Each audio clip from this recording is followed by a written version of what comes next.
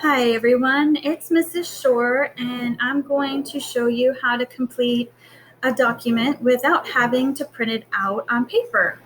So say you wanted to do this week's journal page in Origo. This week it's 10.10. You would click on the link as normal, and instead of printing it out, you could open it with a program up here using this drop-down menu with a program called DocHub.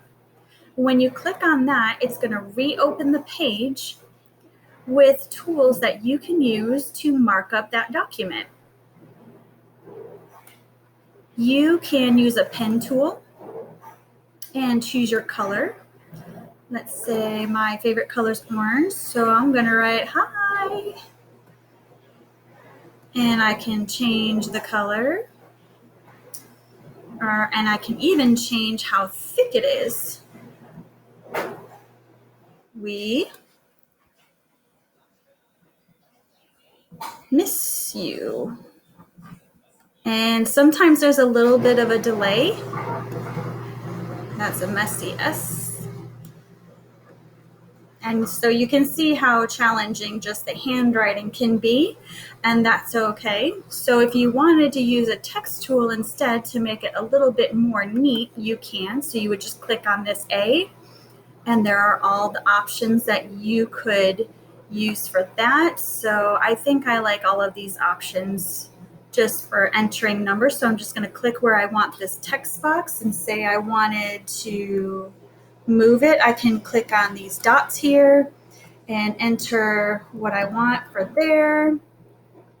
Click on another text box, so I don't want it too far. I'm kind of a little bit picky on where I want. So let's say the number 36 goes there, and I click to see it, but then I don't want that text box there. I can always delete it by clicking the trash can, and so on and so forth. So you can click, drag, and enter numbers, and there you go. So say you're done.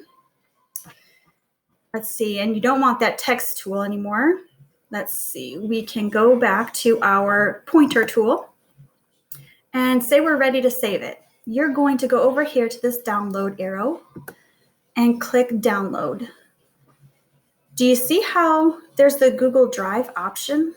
You're going to click that Google Drive option, rename it more simply, and maybe just call it 10.10.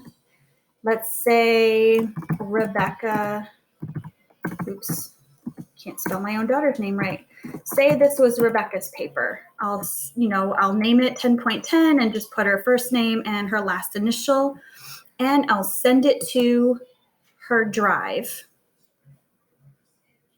All right, so you click OK, and now say, well, how do I get this to Mrs. Shore? Well, you close out of that and go back to the page, your Canvas page, and you're going to, I've already tried this video a couple of times, that's why it says resubmit, but you should see a submit assignment button. Okay, and down here it gives you all of these options. Remember, we sent it to our Google Drive, so you're going to send it or click on Google Drive and click on see how it has all of your files in your Google Drive. So I'm going to just I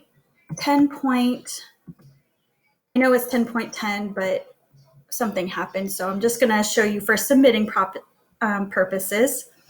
You're going to pick the Google file that you want to attach and click submit. And it's going to give you one last options. Hey, Mrs. Shore, or your favorite teacher. Here is my work for 10.10.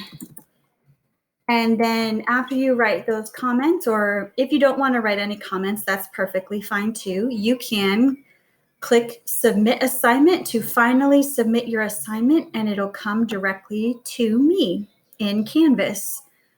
And I'll be able to provide you feedback. And just remember that So anyway, this box may show up. You can click OK, and that's perfectly fine. You'll see a submitted option in the top right, and that's about it. So if you don't want to use paper, you can use DocHub to open up and share to your Google Drive and submit your assignment using a file upload in your Google Drive. So let me know if you have any questions. If you're watching this for another teacher, you can ask your teacher for any help that you need, okay? This is just another option. I want to remind you that we are not taking grades at this time. All right, hope you guys are all having a great week so far. We'll see you later.